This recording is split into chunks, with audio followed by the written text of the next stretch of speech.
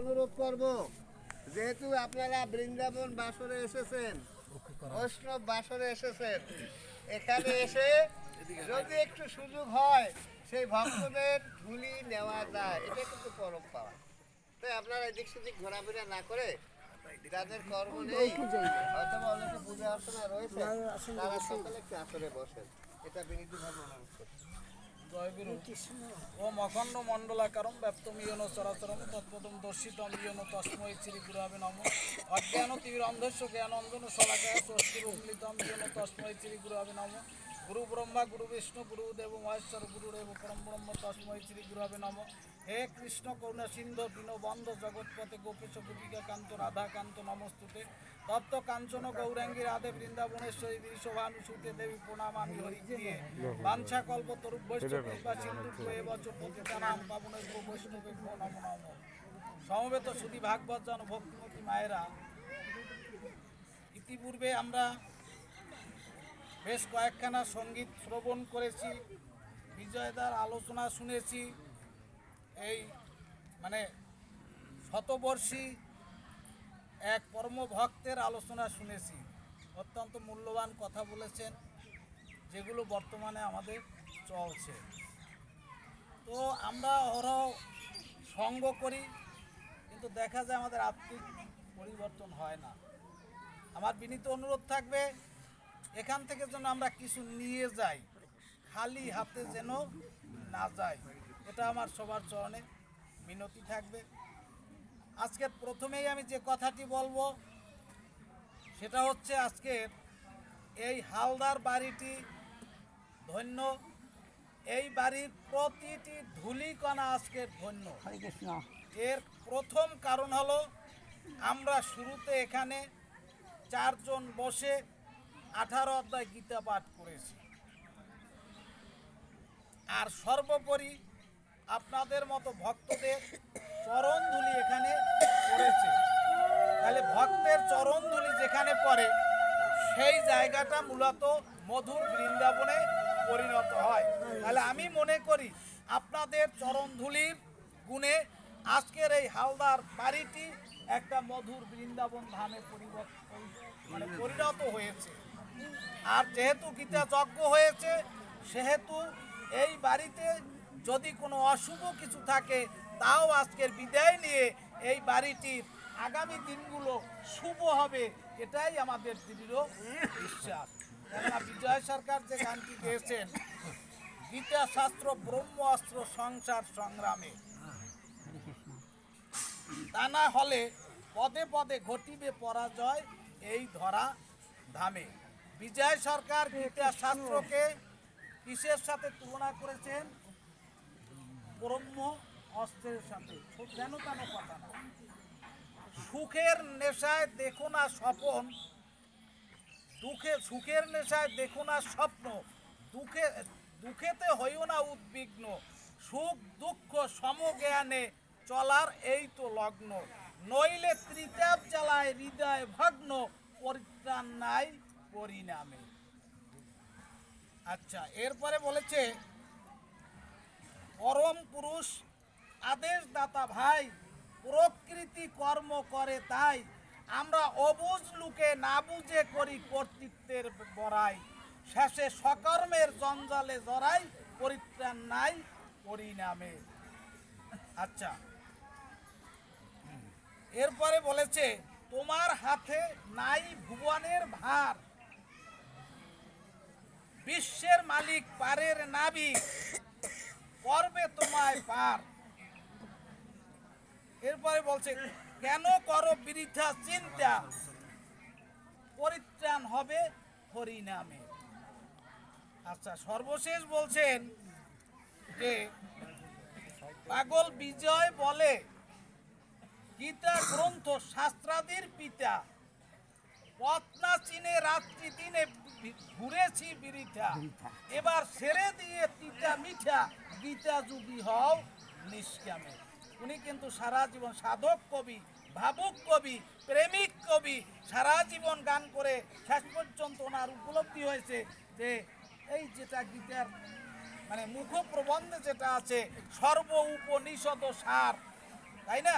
এই গীতা হলেন সর্ব উপনিষদের সার। তাইলে উনিও সেখানে মূলত কলম দিয়েছেন এবং এই গীতা শাস্ত্র আমরা যেন একটু কি করি, পঠন পাঠন করি। যারা আমরা সংস্কৃত পড়তে পারি না তারা বাংলায় পড়ে ওর মধ্যে যে কথাগুলো আছে, বাণীগুলো আছে, এগুলো আমার জীবনে একটু প্রয়োগ করার চেষ্টা যেন সবাই করি। আজকে সতীর্থদের সম্মেলন, গুরুপাঠে এখানে আছেন কে? সেই শ্রীমৎ আচার্য সাগরানন্দ ব্রহ্মচারী গোস্বামী, তাই না? ওনারই শিষ্যদের আজকের এই মহতি উদ্যোগ। আমি এই উপলক্ষে বলবো তাদের যেন সেই পরমেশ্বর ভগবানের বা আমার পরমপিতা পরমেশ্বর শ্রী গোবিন্দের যে করুণাশীষ, সেই আশীষ যেন ফল্গু ধারায় তাদের যে অর্থাৎ ওই যে সাগরানন্দ ব্রহ্মচারী ওনার যারা সতীর্থ অর্থাৎ সন্তান রয়েছে তাদের মাথায় যেন বা শিরোপরি যেন ফল্গু দ্বারায় বর্ষিত হয়, এই প্রার্থনা রইল। আচ্ছা, একটা গানের মধ্যে ছিল আমরা এখানে এসে মূলত মায়া জালে ফেসে গেছি, তাই না? মায়ার কারণেই মূলত আমরা সবাই আটকা পড়েছি। ওই যে মায়া বন্দী হলে মায়া জালে, তাহলে মায়া জালে আমরা বন্দী। এই মায়াটা আসলে কি, এটা কি আমরা সবাই বুঝি? এটা একটু বোঝার চেষ্টা করি। স্বয়ং নারদ মুনি একদিন প্রশ্ন করেছিলেন প্রভুকে যে প্রভু মায়া কি, যে তুমি মায়া কি বুঝতে চাও? বলছে হ্যাঁ আমি বুঝতে চাই। তাহলে একটা কাজ করো, পার্শ্বের একটা গ্রামের কথা বলে দিলেন, আমার কৃষ্ণ যে ওই গ্রামে যাও, গেলে পরে মায়া শঙ্কর নামে এক লোককে তুমি খুঁজে পাবে, তার কাছে গেলে তুমি বুঝতে পারবে যে মায়াটা কি। নারদ মুনি কৃষ্ণের কথার সূত্র ধরে চলে গেলেন ওই শঙ্করের গৃহে। শঙ্করের গৃহে গিয়ে দেখলো যে সে কাজ বাজে ব্যস্ত। বলছে তোমার নাম মায়া শঙ্কর? হ্যাঁ। তাহলে একটা কাজ করো, আমি আসছি। ওই বাদ্য অর্ঘাদি দিয়ে আদর আপ্যায়ন যা করার করেছে, এরপর বলছে একটা কাজ করো, তুমি আমার সাথে চলো। নারদ তো কি ত্রিকালদর্শী, তাই না? অতীত বর্তমান ভবিষ্যৎ সবকিছুই তো জানেন। আচ্ছা, এটা ভগবানের একটা লীলা, জীবকে শিক্ষা দেওয়ার জন্য মাধ্যমকে নারদ বলছে আমার সাথে তুমি চলো মায়ের সঙ্গে। বলছে কি বলেন আপনি? আমার এখনো একটা কন্যার বিয়ে দেওয়া বাকি আছে, আমি কি করে যাই? কন্যাটার বিয়ে হোক, তারপরে আমি আপনার সাথে চলে যাব। বলছে ঠিক আছে। ওখান থেকে নারদ মুনি চলে এলেন। বছর 2 পরে চিন্তা করলেন, ও তো কথা দিয়েছিল 2 বছর পরে আমার সাথে আসবে, তাহলে এবার একটু গিয়ে দেখি। এখন গিয়ে জিজ্ঞাসা করছে যে এই বাড়িতে যে মায়াশঙ্কর ছিল, সে মায়াশঙ্কর কোথায়? বলছে আরে কপাল, উনি তো 2 বছর আগে মারা গেছেন। নারদ মুনি একটু ধ্যানস্থ হলেন। ধ্যানস্থ হয়ে জানতে পারলেন ওই মায়াশঙ্কর যে মারা গেল, সেই মায়াশঙ্কর নিজের কৃত কর্মের ফলে এবার ওই বাড়িতে কুকুর হয়ে জন্মগ্রহণ করেছে। এবার কুকুরটাকে বলছে তুমি চলো আমার সাথে। কুকুরটা উত্তর করছে আপনি কি বলছেন প্রভু? আমি এদের খাচ্ছি, এদের কারণেই তো আমি বেঁচে আছি, তাতে এদের প্রতি তো আমার ঋণ আছে। এই ঋণ শোধ না হওয়া পর্যন্ত আমি আপনার সাথে যেতে পারবো না। নারদ মুনি বলছে আচ্ছা ঠিক আছে, যেদিন তোমার ঋণ শোধাবে সেদিন আবার আমি আসব।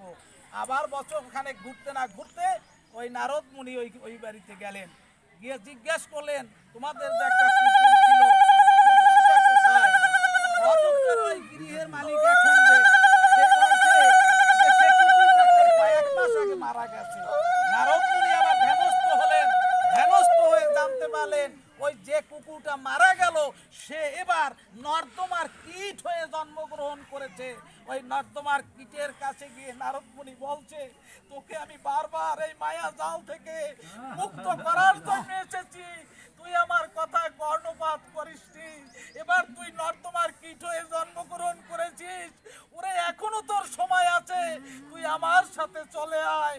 তদুত্তরে এই নর্দমার পোকা বলেছিল যে আমি এই পচা গলা জলের মধ্যে আমি এইটা পান করে এইটা খেয়ে দে, আমি তো মহাসুখে আছি, কাজেই তোমার সাথে যাওয়ার সময় আমার এখনো হয়। এই হলো মায়া। আমাদের গুরু গোসাই যারা আছেন সবাই আমাদেরকে হাতছানি দিয়ে ডাকে যে ওরে অবুঝমন এই অসার সংসার থেকে তুই বেরিয়ে আয়, কিন্তু সেই গুরু গোবিন্দের কথা আমরা শুনি না।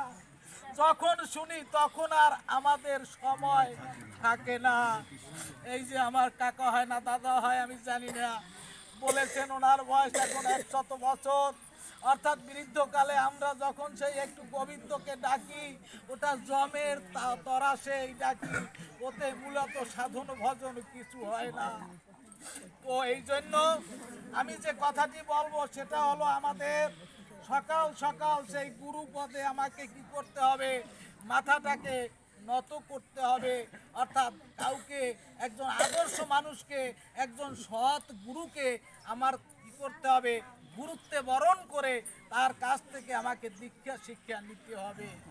এই গুরুর কাছে গেলে পরে দেখেন গুরু কিন্তু এমন বস্তু, গুরু যদি তিরস্কারও করে, আপনাকে যদি গালি দেয়, নিন্দা করে, প্রহার করে, মনে করতে হবে ওটা আমার আশীর্বাদ, ওটা অভিশাপ নয়। গুরুর কথায় কখনো রুষ্ট হওয়া যাবে না। কেননা গুরু যদি আপনাকে যা কিছু বলবে মনে করতে হবে এটা আমার ভালোর জন্য বলছে।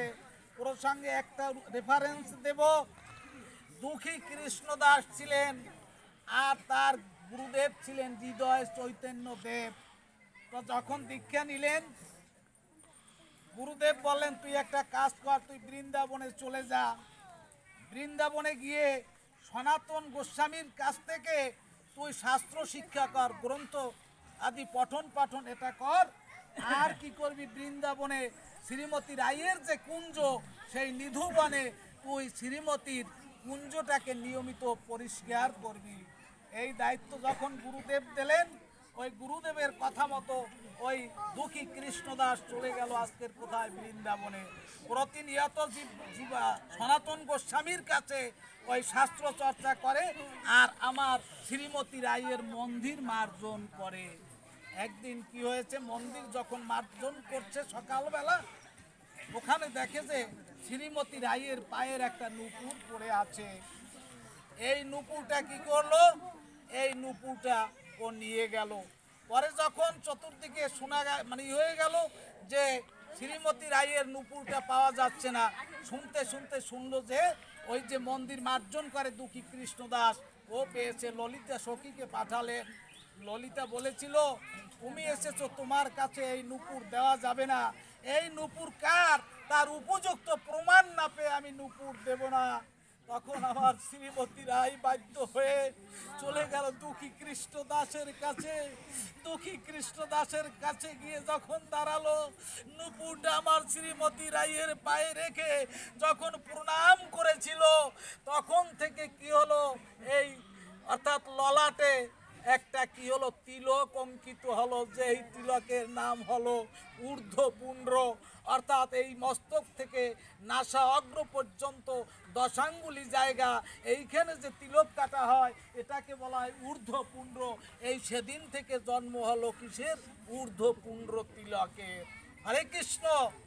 এখন এই ঘটনার পরে যখন দেখলো গুরুদেব অর্থাৎ হৃদয় চৈতন্য দেব দেখলেন যে আমি যে তিলক ওকে দিতাম, তিলকের মধ্যে কিন্তু প্রকার ভেদ আছে।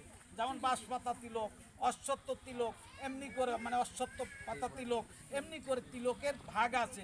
আমি যে তিলক দিলাম, এক এক গুরুর আবার তিলকের কিন্তু কিছুটা হেরফের আছে।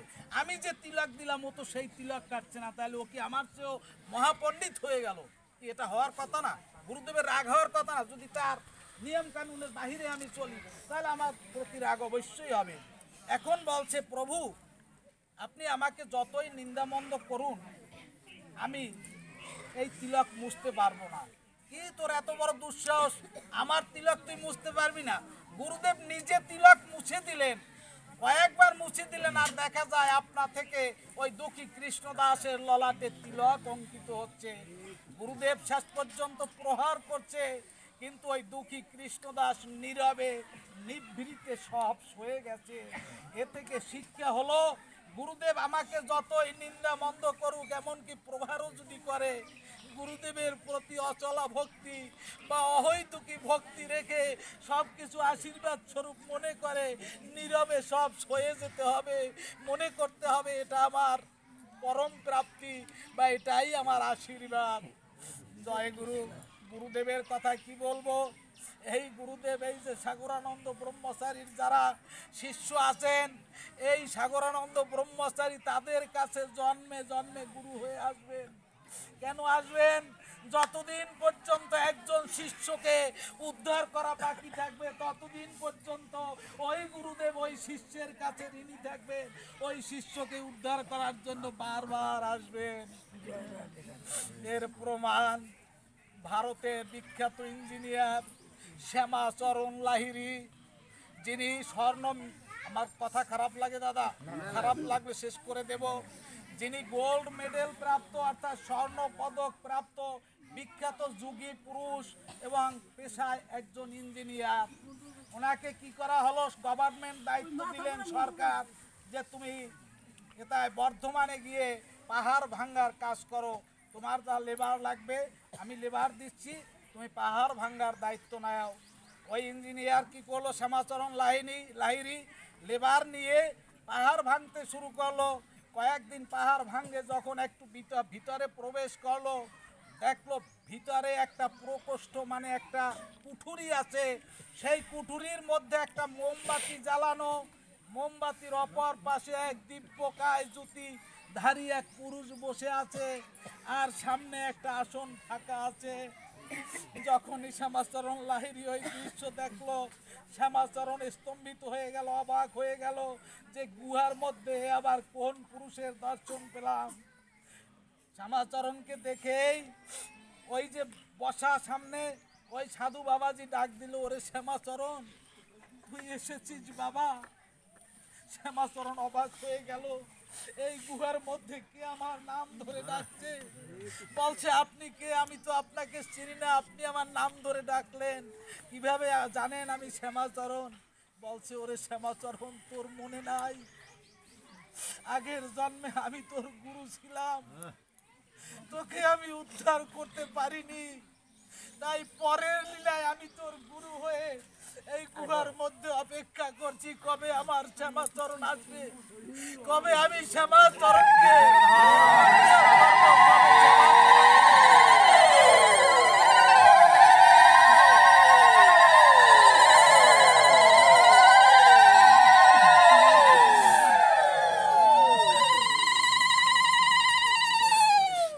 অমনি শ্যামাচরণ পড়ে গেল গুরুদেবের পায়। শ্যামাচরণ ওখানে সিদ্ধান্ত নিল, আজ থেকে আজ আমি আর সরকারি চাকরি করব না, ওই গোলামি ছেড়ে ওই গুরু পদে কি করলেন, চিরদিনের মতো জন্মের মতো শরণ নিয়ে হয়ে গেলেন কোথায়, ওই বৃন্দাবন ধামে চলে গেলেন। এই হলো গুরু, এই হলো গুরু সেবা। কাজেই আমরা গুরুকে যেন কখনো মনুষ্য জ্ঞান করি না।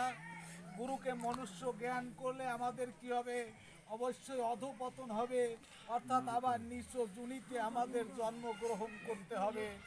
এরপরে আসি আরেকটু আগাবো না, শেষ করে দেবো কথা।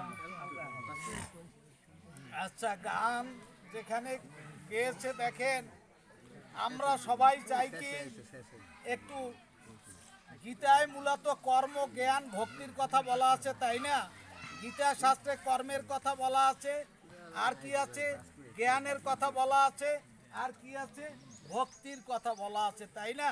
এখন এই সব কিছুর সার কি জানেন, ভক্তি। আজকের গীতা পাঠেও বলেছিলাম যে ভক্তি মুক্তি সিদ্ধিকামী সকলে অশান্ত, কৃষ্ণ ভক্ত নিষ্কাম অতএব শান্ত। একমাত্র ভক্তই হতে পারে শান্ত হৃদয়ের, আর সব অশান্ত। কাজেই সেই ভক্ত আপনি আমি সবাই হতে চাই। এখন ভক্ত মানে কি আর ভক্তিটা কি, ঈশ্বরের প্রতি যে আসক্তি, যে প্রগাঢ় ভালোবাসা, প্রগাঢ় টান হৃদয়ে, এটা হলো কি, এটা হলো ভক্তি। আর এই ভক্তিটা যার মধ্যে থাকে তিনি হলেন ভক্ত। ভক্ত বাবা শাস্ত্র মতে দুই রকমের, একটা হলো কি রাগ অনুগা ভক্তি, আর একটা হলো বৈদিক ভক্তি। মানে এই হলো বৈদিক ভক্ত আর রাগ অনুগা ভক্ত। বৈদিক ভক্ত কারা, গুরুদেব বলেছেন একাদশী করো, ত্রিসন্ধ্যা করো, মালায় জপ করো, এই গুরুদেবের আদেশ বলে করি। আসলে আমার মন কিন্তু এখনো ওইখানে যায়নি। গুরুদেব বলছে তাই করতে হয়, দায় পড়ে। এটা হলো বাবা বৈদিক ভক্তি।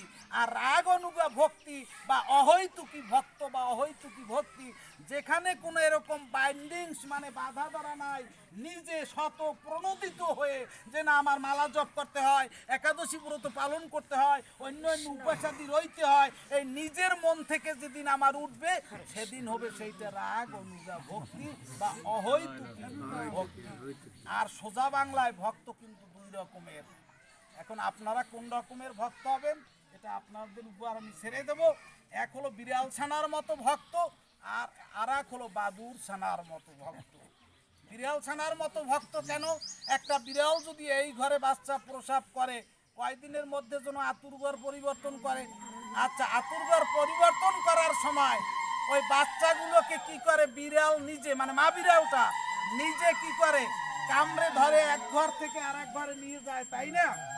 আচ্ছা, আর বাদুর তার বাচ্চাকে কিভাবে নিয়ে যায় দেখছেন কেউ লক্ষ্য করে?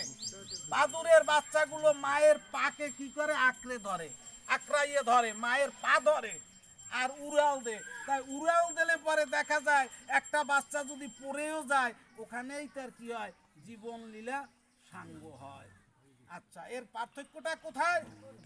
বিড়াল ছানার মতো ভক্ত যদি হওয়া যায়, অর্থাৎ মা ধরছে, তাই না? ভগবান যদি কোনো ভক্তকে কৃপা করে ধরে, তার কিন্তু এই জড় জগতে আর জরা মরার বা পতনের ভয় থাকে না। আর ভগবানকে যদি আমরা ধরি, যে কোনো সময় আমাদের পতনের ভয় আছে বা পরে যাওয়ার ভয় আছে বা মরার ভয় আছে। কাজেই আমরা সবাই কি হব? বিড়াল ছানার মতো ভক্ত হব, অর্থাৎ ভগবান যেন আমাদেরকে সবাইকে ধরেন। এখন ভগবান যে সবাইকে আমাদের ধরবেন, ভগবান কিন্তু কি বলে, অপার করুণাময়। আমরা যদি 2 পা আগাই, ভগবান আগায় 4 পা, তাহলে আমরা যদি 1 পাও না আগাই, তাহলে তো ভগবান আগাবেন না আগাবেন? তাহলে আমরা অন্তত যেন ভগবানের প্রতি একটু আগাই। দেখেন দামবন্ধন লীলায় যশোদা রানী যে শ্রীকৃষ্ণকে বন্ধন করতে গেলেন রজ্জু দিয়া, প্রতিবারে কয় আঙ্গুল? 2 আঙ্গুল রজ্জু কম হয়েছিল বা কম পড়েছিল। এর তত্ত্বটা কি? তত্ত্বটা অত্যন্ত সুন্দর। এই 2 আঙ্গুল হলো 1 আঙ্গুল মা যশোদার প্রচেষ্টা আর 1 আঙ্গুল স্বয়ং কৃষ্ণের কৃপা। তাইলে এ থেকে শিক্ষা হলো যে সেই গোবিন্দকে পেতে হলে, গোবিন্দকে ভজন করতে হলে আমাকে 1 আঙ্গুল আগাইতে হবে, তাহলে গোবিন্দ আমার প্রতি 1 আঙ্গুল আগাবেন। আর যদি ভগবানের জন্য কিচ্ছু না করি, তাহলে ভগবানও আমার জন্য কিছু করবেন না। ভগবান দেখেন এমন, ওই যে একটা কথা আছে, দেখেন ভগবান ভক্তের জন্য কত বিপদে আছেন। কোনো ভক্ত যদি উপবাসে যায়, ভগবান নিজে সেই ভক্তের জন্য কি করে? আহার যোগায়। এর স্পষ্ট প্রমাণ গীতায় যে শ্লোকটা আছে, সেই শ্লোকটা যদি একটু বলি, অনন্য চিন্তান্তে মাম ইয়ে জানা পর্যু উপাসাতে তেষাম নিত্যা অভিযুক্তা নাম ইয়োগক্ষম বহমি অহম। অর্থাৎ সকল চিন্তা পরিত্যাগ করে একমাত্র যিনি আমার চিন্তা করেন, আমি তার যোগ এবং ক্ষেমের ভার বহন করি। যোগটা কি আর ক্ষেমটা কি? একটা হলো কি, প্রাপ্ত বস্তুকে আমি রক্ষা করি, আর কাম্য বস্তুকে আমি তার প্রাপ্তি সাধন ঘটিয়ে দেই। যদি এক ভক্ত কিছু চায় সেটা আমি তাকে দেই, আর কি মানে দান করি, আর কি করি, যেটা তার আছে সেটা আমি রক্ষারও দায়িত্ব নেই। একদিন দেখেন ভক্ত অর্জুন মিশ্র, এটা আপনাদের জানা কথা, তারপর প্রসঙ্গে আসছে বলছি। ভক্ত অর্জুন মিশ্র এই গীতা পড়তেন প্রতিদিন এবং ভিক্ষায় যেতেন। আজকের ওই শ্লোকটা পরেই উনি চিন্তা করলেন যে ওই যে বহম মহম শব্দটা, ভক্তের বোঝা বহন করে ভগবান, এটা বিশ্বাস হয় না। উনি গীতার শ্লোকটা তুলিকা নিয়ে কেটে দিলেন, কেটে দিয়ে আজকের ভিক্ষায় বের হলেন। দেখেন আমাদের যে সনাতন ধর্মটা কত বড় তাত্ত্বিক, কত বড় বিজ্ঞানসম্মত ধর্ম। আজকে যখন ভিক্ষায় বের হয়েছে, সারাদিন ঘুরে ঘুরে কোনো ভিক্ষা পায়নি, ক্লান্ত শ্রান্ত দেহ নিয়ে কি করেছে, একটা গাছতলায় শুয়ে আছে। আর আমার অন্তর্যামী ভগবান কি করেছে, যখন দেখছে আজকের ওই ভক্ত অর্জুন মিশ্র ভিক্ষায় কোনো ভিক্ষা পায়নি, বাড়িতে তার সহধর্মিনী একটা পাতিলের মধ্যে জল দিয়ে জাল দিচ্ছে, কখন আমার স্বামী একটু চাল ডাল নিয়ে আসবে, তারপর রন্ধন করে আমার সেই গোবিন্দকে সেবা দিয়ে সেই প্রসাদ আমরা গ্রহণ করব। নয়ন জলে ভাসছে আর হা কৃষ্ণ বলে গোবিন্দকে ডাকছে যে হে গোবিন্দ, কখন আমার স্বামী আসবে, কখন রন্ধন হবে, কখন তোমার সেবা দিব। এই যখন করছে আমার অন্তর্যামী ভগবান ভক্তের ডাকে সাড়া দিয়ে ভাই বলরামকে নিয়ে একটা ঝাঁকায় চাল ডাল তরি তরকারি সব নিয়ে ওই কার ভক্ত অর্জুন মিশ্রের বাড়িতে এসে উপনীত হয়েছে। জিজ্ঞাসা করছে অর্জুন মিশ্র বাড়ি আছে? সহধর্মিনী বাইরে বেরিয়ে বলছে না। বলছে তাহলে আপনি কে? বলছে আমি তার স্ত্রী। বলছে এক কাজ করুন মা ঠাকুরুন, এই আপনার যে অর্জুন মিশ্র তিনি এই চাল ডাল সব ক্রয় করে আমাদেরকে পাঠিয়েছে একটু পৌঁছে দেওয়ার জন্য। বলছে তিনি পাঠিয়েছেন পৌঁছে দেওয়ার জন্য, তাহলে তিনি কোথায়? বলছেন তার একটু কাজ আছে, তাই বিলম্ব হবে, এই জন্য আমাদের পাঠিয়েছে।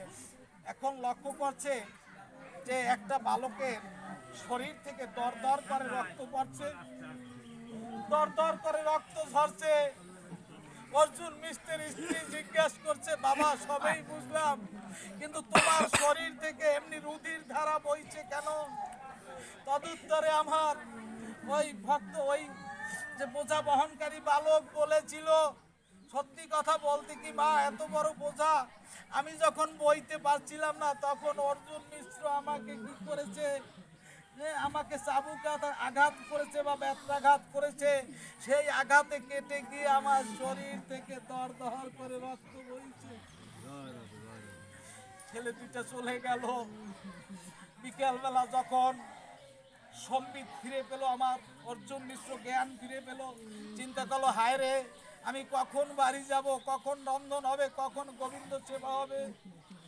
হন্তবম্বের নয় ছুটে এলো বাড়িতে, এসে বলছে সহধর্মিনীকে যে দেখো আজকে সারাদিন ভিক্ষা করেছি, ভিক্ষা এক পুষ্টি চাল পাইনি। সহধর্মিনী বলছে তুমি কি বলছো? আমার তো বিশ্বাস হচ্ছে না। বলছে কেন? এই তো তোমার নাম করে একটু আগে দুইটা ছেলে এসে চাল ডাল দিয়ে গেল। বলছে বলো কি?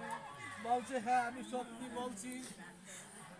অর্জুন মিশ্র জিজ্ঞাসা করছে ছেলে দুইটা কেমন? বলছে একটা কৃষ্ণ বর্ণ আর একটা শ্যামাঙ্গ তনু, আর একটা কি গৌর বর্ণ, মাথায় ঝাঁকড়া চুল আছে, এই হাতে বাজু বন্ধ আছে, পায়ে নুপুর আছে, আর একটা ছেলের গা থেকে দর দর করে রক্ত ঝরছে। আমার অর্জুন মিশ্রের আর বুঝতে বাকি রইল না যে স্বয়ং ভগবান শ্রীকৃষ্ণ আজকে বলরামকে নিয়ে এসে এই চাল ডাল দিয়ে গেছে। তৎক্ষণাৎ কি করলো, স্ত্রীকে ডেকে বললো তুমি একটা কাজ করো, দয়া করে গীতা গ্রন্থখানা আর তুলিকাটা আমার কাছে এনে দাও। স্ত্রী যখন গীতা গ্রন্থ আর তুলিকাটা এনে দিল, অর্জুন মিশ্র বলল আমি আজকের মহা ভুল করেছি, ভক্তকে যে ভগবান দান করে সেটা আমি কেটে দিয়ে লিখেছিলাম যে হয়তোবা কি করে বহন করে, ভক্তের বোঝা ভগবান বহন করে লিখেছিলাম। এই যে আমি ভুল করেছি, কলম দিয়ে গীতার পাতায় শব্দটাকে কেটে দিয়েছি। এই কাটার দাগ আমার স্বয়ং প্রভুর শরীরে গিয়ে লেগেছে, যার ফলে আমার গোপালের শরীর থেকে দর দর করে রক্ত ঝরছে। তখন কি করলো, ওই গীতার শ্লোকটা আবার যেভাবে ছিল ঠিক সেভাবেই তুলিকা দিয়ে ঠিক করে দিলেন। এরকম কথা বললে আমি আপনাদের আশীর্বাদে ঘন্টার পর ঘন্টা বলতে পারবো, কিন্তু সময় তো নেই। কাজেই আমি আমার আলোচনা শেষ করছি। তো আমরা যারা এখানে সমবেত হয়েছি, ভগবান আমাদের সবার মঙ্গল করুক। আমরা যেন সবার জন্য একটু কৃষ্ণগত মনোপ্রাণ হয়। দাদা এক আলোচনার মধ্যে নাম তত্ত্ব, সাধ্য সাধন তত্ত্ব সব নিয়ে আসছেন। ওই তত্ত্বে যেতে হলে ঘন্টা 2 লাগে, সেদিক যাওয়ার সময় নেই। তা সর্বশেষ কথা হলো এই যে নাম বিনা কলিকালে নাহি আর ধর্ম। হ্যাঁ, এই যে নাম, এটাই হলো কি, এটা মহাপ্রভুকে যখন তার গুরুদেব মন্ত্র দিয়েছিলেন তখন বলেছিল যে মূর্খ তুমি, তোমার নাহিক বেদান্ত অধিকার, কৃষ্ণ মন্ত্র জপ সদা এই মন্ত্র সার, সর্বমন্ত্র সার নাম এই শাস্ত্র মর্ম, নাম বিনা কলিকালে নাহি আর ধর্ম, এত বই এক শ্লোক শিখাইল মোরে, কণ্ঠে করিয়ে শ্লোক করিও বিচারে, হরের নাম হরের নাম